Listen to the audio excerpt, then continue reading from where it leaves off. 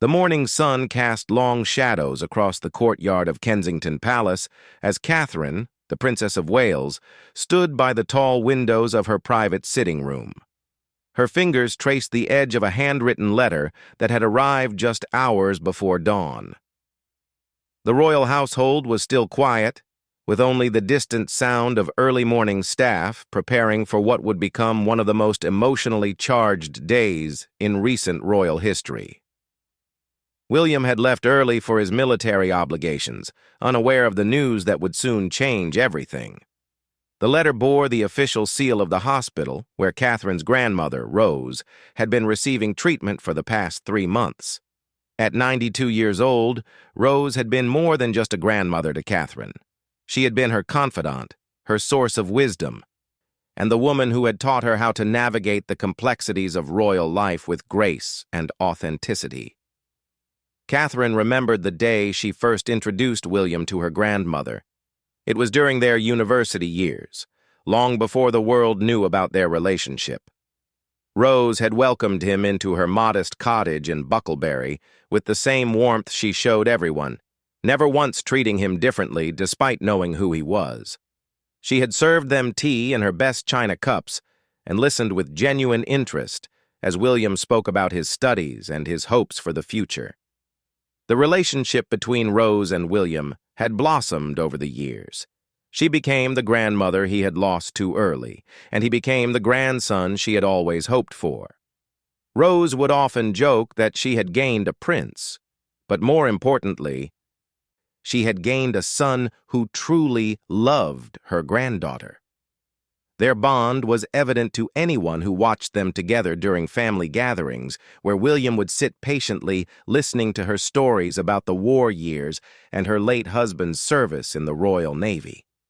As Catherine held the letter, she could almost hear Rose's voice telling her about the importance of family, love, and staying true to oneself, regardless of titles or expectations. Rose had lived through the London Blitz, had raised 5 children as a single mother after losing her husband in a car accident, and had worked as a seamstress to make ends meet. Her life had been filled with challenges, but she had faced each one with determination and a smile that could light up any room. The diagnosis had come as a shock to the entire family. Rose had always been the picture of health, working in her garden well into her 80s and maintaining an active social life in her village. When she began experiencing fatigue and confusion, the family initially attributed it to her age. However, medical tests revealed a rare neurological condition that would progressively affect her cognitive abilities and mobility.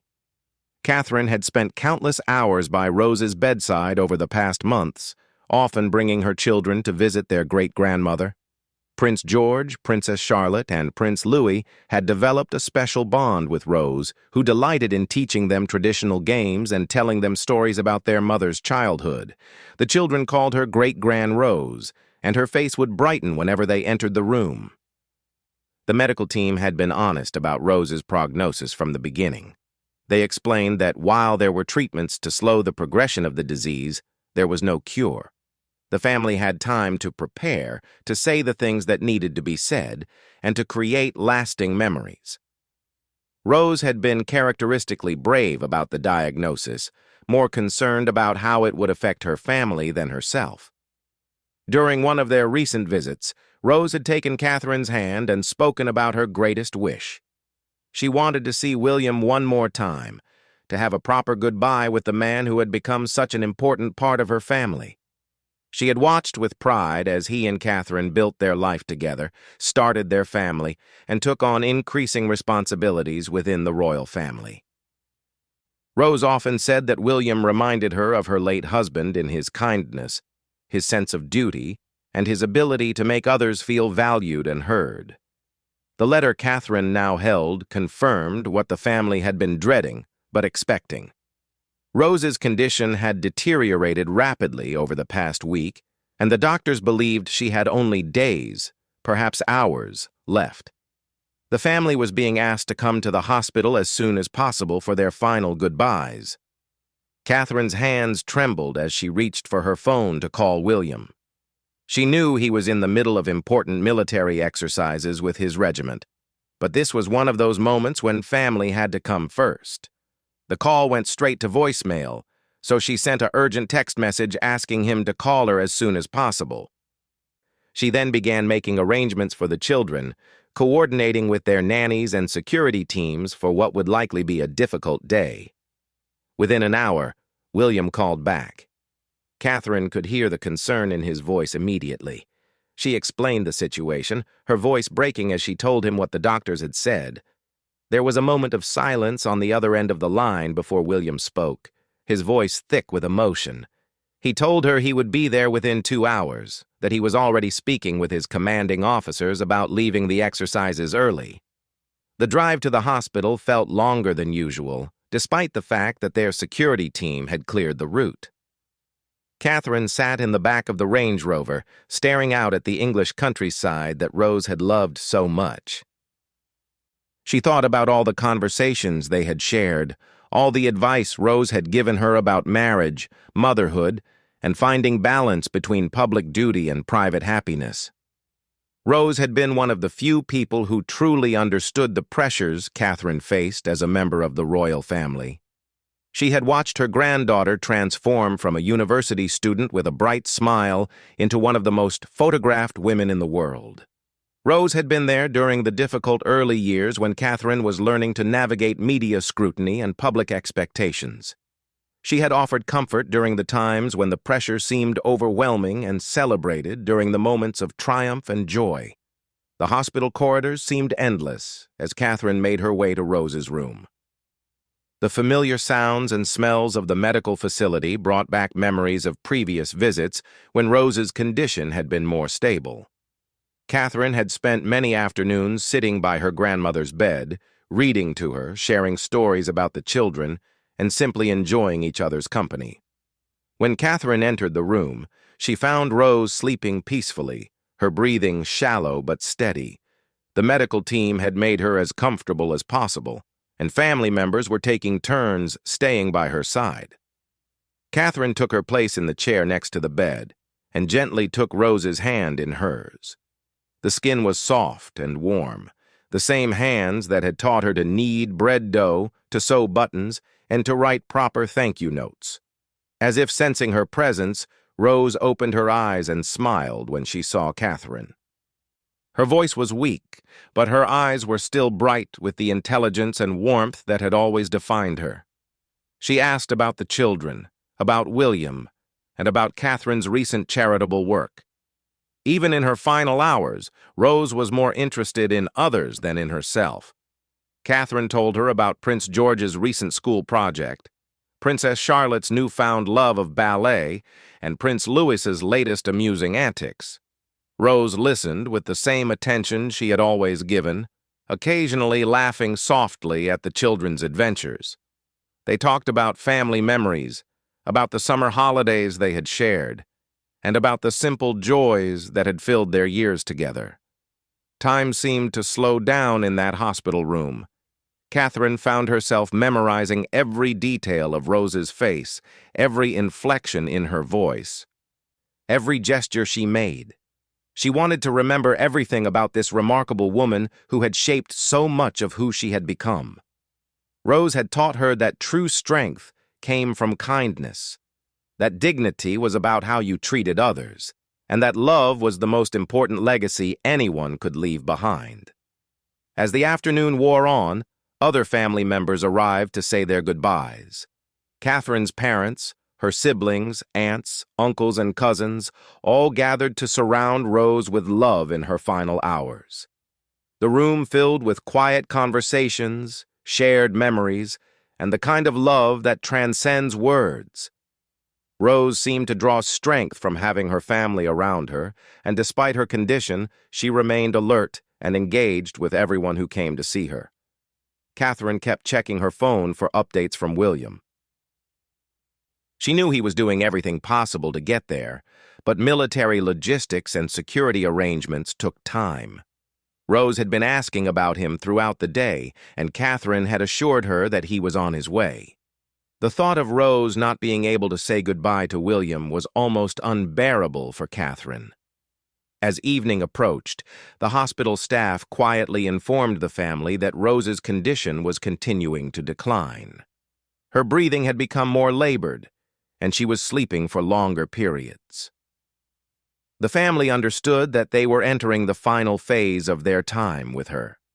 Catherine remained by the bedside, holding Rose's hand and speaking softly to her, telling her how much she was loved and how grateful the entire family was for everything she had given them. The sound of hurried footsteps in the corridor made Catherine look up hopefully. A nurse appeared in the doorway, followed by a familiar figure in military dress.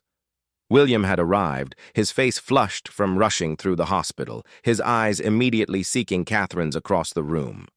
The relief on Catherine's face was visible to everyone present as she stood to greet him. William crossed the room quickly, pausing only to acknowledge the other family members before focusing his attention on Rose. He knelt beside her bed, taking her free hand in both of his. Rose's eyes opened at his touch, and her face lit up with joy when she saw him. The connection between them was immediate and powerful, the same bond that had sustained them through years of shared experiences and mutual affection. The room seemed to hold its breath as Rose and William looked at each other, both understanding the significance of this moment. Rose's voice was barely a whisper, but her words were clear as she told him how proud she was of him, how happy she was that he had found love with Catherine, and how confident she was about the future he was building for his family. William's eyes filled with tears as he listened, his own voice breaking as he responded with equal love and gratitude. The evening light filtered softly through the hospital room windows as William settled into the chair beside Rose's bed. Catherine moved to stand behind him, her hand resting gently on his shoulder, providing the silent support that had characterized their relationship through every challenge they had faced together. The other family members had given them space for this private moment, understanding the special bond that existed between Rose and the couple. Rose's breathing had grown more shallow, but her eyes remained bright with awareness as she looked between William and Catherine. Her voice was weak, requiring them to lean close to hear her words, but her message was clear and powerful. She spoke about the love she had witnessed between them over the years, how their relationship had grown from young romance into a partnership built on mutual respect, shared values, and deep affection. William listened intently as Rose recalled specific memories that had meant the most to her. She remembered their wedding day, not just the grandeur of Westminster Abbey, but the quiet moments she had observed between them during the ceremonies. She had watched William's face as Catherine walked down the aisle and had seen the pure joy and love in his expression. Rose had known in that moment that her granddaughter had chosen well, that this was a man who would cherish and protect her through whatever challenges life might bring. Rose also spoke about the early days of their marriage, when they had lived in Wales while William served as a search and rescue pilot. She had visited them in their modest cottage, delighting in how normal and happy they seemed despite the extraordinary circumstances of their lives. Rose had watched Catherine adapt to royal life while maintaining her own identity and values, something that filled her with immense pride. The conversation turned to their children, and Rose's face glowed with grandmother's pride as she spoke about Prince George, Princess Charlotte, and Prince Louis. She had been present for significant moments in each child's life, from christenings to birthday parties to quiet family dinners. Rose had always marveled at how William and Catherine balanced their public duties with their commitment to giving their children as normal a childhood as possible. Rose reminisced about the last Christmas they had all spent together at Sandringham. She had watched William and Catherine with their children, seeing how they worked together as a team to manage everything from bedtime routines to gift exchanges. The children had performed a nativity play they had created themselves, with Prince Louis stealing the show as an enthusiastic sheep. Rose had laughed until tears came to her eyes, treasuring the normalcy and joy of the moment. As the evening progressed, Rose began to share more personal thoughts with William and Catherine. She spoke about her own marriage to Catherine's grandfather, describing how they had navigated the challenges of wartime, financial struggles, and raising a family. Rose wanted them to understand that every strong marriage required work, patience, and the willingness to choose love even during difficult times.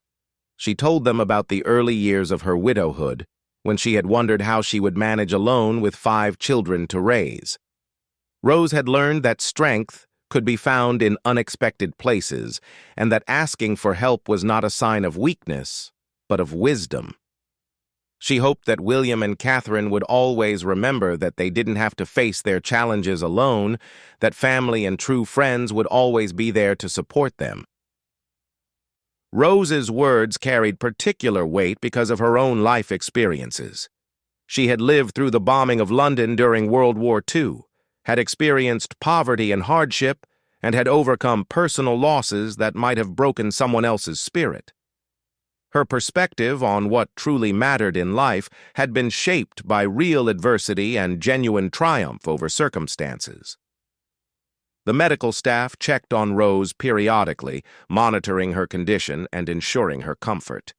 The nursing team had been deeply moved by the obvious love surrounding this elderly woman, and had taken special care to provide privacy and dignity during these final hours. They had seen many families say goodbye to loved ones, but there was something particularly touching about the bond between Rose and her family. Catherine found herself thinking about all the lessons Rose had taught her over the years. It wasn't just the practical advice about managing household duties or dealing with public scrutiny. Rose had shown her through example how to maintain grace under pressure, how to find joy in simple pleasures, and how to never lose sight of what was truly important. These lessons had become the foundation of Catherine's approach to royal life and motherhood. William spoke about his own relationship with Rose, describing how she had welcomed him into the family without reservation or formality. In a world where people often treated him differently because of his title and position, Rose had always seen him simply as Catherine's boyfriend, then fiancé, then husband. She had offered him the kind of unconditional acceptance that was rare in his experience and deeply meaningful to him. The conversation naturally turned to memories of holidays and celebrations they had shared.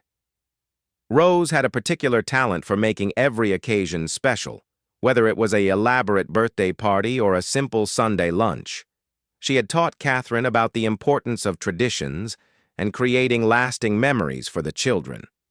Rose believed that these shared experiences became the threads that held families together through generations. As night fell outside the hospital windows, the room took on a more intimate atmosphere. Family members continued to move in and out quietly, but William and Catherine remained constantly by Rose's side. They had both realized that this might be their last opportunity for meaningful conversation with her, and neither wanted to waste a single moment. Rose began to speak more slowly, her energy clearly declining, but her determination to share final thoughts remained strong. She talked about her hopes for the future, her confidence in William and Catherine's ability to navigate whatever challenges lay ahead, and her excitement about watching their children grow up, even if only in spirit.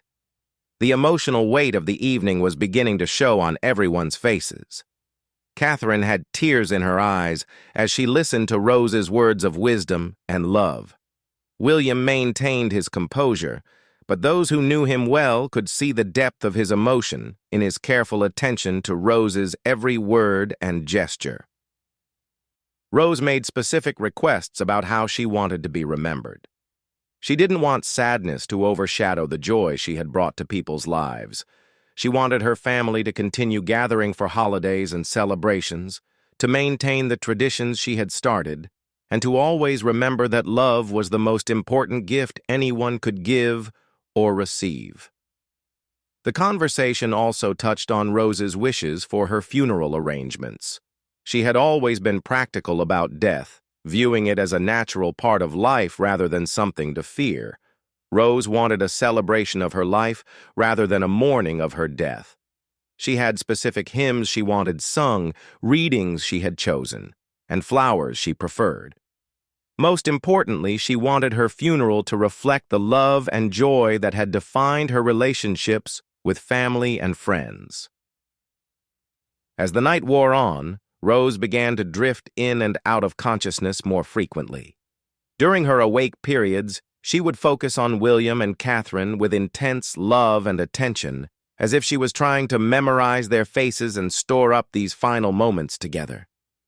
The love between the three of them was tangible, filling the hospital room with an atmosphere of profound connection and mutual affection. William and Catherine took turns holding Rose's hands, speaking softly to her and ensuring she knew how much she meant to them. They shared stories about the children's latest adventures, talked about upcoming family events, and made promises about keeping her memory alive for future generations. Rose listened with obvious pleasure, smiling at the stories and nodding her approval of their plans. The medical team had prepared the family for what to expect during Rose's final hours. They explained that her breathing would likely become more irregular and that she might become unresponsive for longer periods. However, they assured the family that she was comfortable and that hearing was often the last sense to fade, so continuing to talk to her and express their love remained important. As midnight approached, Rose opened her eyes one more time and looked directly at William and Catherine. Her voice was barely audible, but her words were clear and filled with love. She told them how proud she was of them, how grateful she was for the happiness they had brought to her life, and how confident she was about their future together. She asked them to take care of each other and to always remember the love they shared. The moment that followed would become forever etched in both William and Catherine's memories. Rose reached out her arms, and without hesitation, both William and Catherine leaned forward to embrace her together. The three of them held each other in what everyone present recognized as a final goodbye filled with love, gratitude, and the profound connection that had sustained them through years of shared experiences. The embrace seemed to last forever, and yet not nearly long enough. William and Catherine held Rose gently, careful not to disturb the medical equipment, but determined to give her every ounce of love they could in that precious moment. Rose's arms, though weakened by her condition, wrapped around both of them with surprising strength, as if she was drawing on reserves of energy for this final expression of her love. The hospital room was completely silent except for the quiet sounds of Rose's breathing and the gentle hum of medical equipment. Other family members who had been present stepped back respectfully, understanding that they were witnessing something profoundly sacred and personal.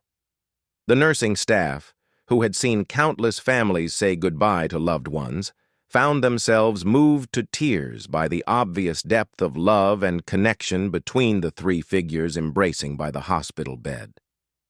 In that moment, time seemed suspended. William felt transported back to all the occasions when Rose had welcomed him into her arms over the years. He remembered the first time she had hugged him, during that early visit to her cottage when he was just Catherine's university boyfriend. Rose had embraced him with the same warmth and acceptance she showed her own grandchildren, immediately making him feel like part of the family. Catherine was remembering a lifetime of hugs from her grandmother. Rose had been there for every important moment in Catherine's life, offering comfort during difficult times and sharing joy during celebrations. Her hugs had been a constant source of strength and love, a reminder that no matter what challenges Catherine faced in her very public life, she had a family foundation that was solid and unchanging. As they held each other, Rose whispered final words of love and encouragement to both of them. Her voice was so quiet that only William and Catherine could hear her, but her message was clear and powerful. She told William that she loved him like a grandson and that she was grateful for the happiness he had brought to Catherine's life. She told Catherine that she was proud of the woman she had become and confident in the future she was building. Rose also spoke about their children, expressing her love for Prince George, Princess Charlotte, and Prince Louis. She made William and Catherine promise to tell the children how much their great-grandmother had loved them and how proud she was of each of them. Rose wanted them to know that even though she wouldn't be there to watch them grow up, her love for them would continue always. The embrace continued for several more minutes, with none of them wanting to let go. It was William who eventually began to pull back slightly, recognizing that Rose needed to rest and that the emotion of the moment was requiring enormous energy from her. Catherine followed his lead, but both of them maintained physical contact with Rose, holding her hands and ensuring she could see their faces clearly. Rose looked back and forth between William and Catherine with obvious satisfaction and peace. She had accomplished what she had hoped for during these final days. She had been able to say goodbye properly to the two people who had brought such joy and meaning to her later years. Her face showed a serenity that had been building throughout the evening, as if each conversation and each expression of love had helped her feel more ready for what was to come. The medical team had been monitoring Rose's condition throughout the evening, and they could see that her vital signs were continuing to decline. However, they also noted something remarkable. Her stress levels had actually decreased during the time she had been surrounded by her family. The love and support she was receiving seemed to be providing her with comfort and peace that no medical intervention could offer. William and Catherine settled back into their chairs beside Rose's bed, but they maintained constant physical contact with her. Catherine held one of Rose's hands while William held the other, and they could feel her drawing comfort from their presence. Rose's breathing had become more irregular, but she seemed peaceful and content, occasionally opening her eyes to look at them with love and recognition. The family members who had witnessed the embrace understood that they had seen something extraordinary. It wasn't just the obvious love between grandmother and granddaughter, or even the affection between Rose and William. What made the moment so powerful was the way it represented everything that Rose had taught them about family, love, and what truly mattered in life. Over the next few hours, Rose drifted in and out of consciousness, but whenever she was awake, she would look for William and Catherine. Their presence clearly provided her with comfort and reassurance. The nursing staff commented later that they had rarely seen such a peaceful passing, and they attributed it largely to the love and support Rose had received from her family during her final hours. As dawn began to break outside the hospital windows, Rose's breathing became even more shallow and irregular. The family gathered around her bed, understanding that the end was near. William and Catherine remained in their positions on either side of the bed, continuing to hold her hands and speak softly to her about their love and gratitude. Rose opened her eyes one last time, looking directly at William and Catherine with the expression of complete peace and contentment. She seemed to be using her final moments of consciousness to take in their faces and to send them a final message of love. Then her eyes closed gently, and her breathing began to slow. The medical team monitored Rose's condition carefully, ensuring her comfort during her final moments. The family maintained their vigil, surrounding her with love and prayers. William and Catherine never let go of her hands, continuing to speak softly to her even as she became unresponsive, telling her how much she meant to them and how her love would continue to guide them throughout their lives. Rose passed away peacefully just as the sun was fully rising outside the hospital windows. The timing seemed fitting for a woman who had always found joy in new beginnings and who had taught her family to look forward with hope and optimism. Her passing was gentle and dignified, surrounded by the people she loved most in the world. The immediate aftermath of Rose's death was handled with the same grace and love that had characterized her final hours. The family took time to say individual goodbyes, sharing final words and memories with her before the medical staff began their necessary procedures. William and Catherine remained with her the longest. finding it difficult to leave someone who had meant so much to both of them. When they finally did leave the hospital, William and Catherine were emotionally exhausted, but also filled with gratitude for the time they had been able to spend with Rose during her final hours. They had been able to say everything they needed to say, to express their love completely, and to receive her final blessings on their life together. The news of Rose's passing was kept private initially, allowing the family time to grieve and make arrangements without public scrutiny. However, those who had witnessed the love between Rose, William, and Catherine would never forget the power of that final embrace. It had demonstrated everything that Rose had believed about family, love, and the importance of cherishing the time we have with those we care about most. In the days that followed, William and Catherine found themselves returning repeatedly to the memory of that final hug. It had been a moment of profound connection and love, but it had also been a gift that Rose had given them. The opportunity to say goodbye properly and to receive her final blessing on their marriage and family. The funeral arrangements reflected Rose's wishes for a celebration of her life rather than a mourning of her death. William and Catherine played important roles in the planning, ensuring that every detail honored Rose's memory and reflected the values she had lived by. The service was attended by family and friends who had been touched by Rose's kindness and wisdom over the years. During the funeral, both William and Catherine spoke about Rose's impact on their lives and their relationship. They shared stories about her wisdom, her humor, and her unconditional love. Most importantly, they talked about the lessons she had taught them about what truly mattered in life and how her example would continue to guide them in the years ahead. The final embrace they had shared with Rose became a touchstone for William and Catherine in their grief. Whenever they felt overwhelmed by sadness or loss, they would remember the peace and love in that moment, and find comfort in knowing that Rose had been ready to go and that she had been surrounded by love in her final hours. As time passed, the memory of that farewell hug continued to influence William and Catherine's approach to family and relationships. Rose had taught them through her example and her final words about the importance of cherishing every moment with loved ones and never taking their presence for granted. They made sure to create similar moments of connection and love with their own children, understanding that these memories would become treasures that lasted a lifetime. The story of Rose's final hours and the love she shared with William and Catherine became part of the family's oral history, passed down through generations as an example of how to face death with dignity and grace while surrounded by love.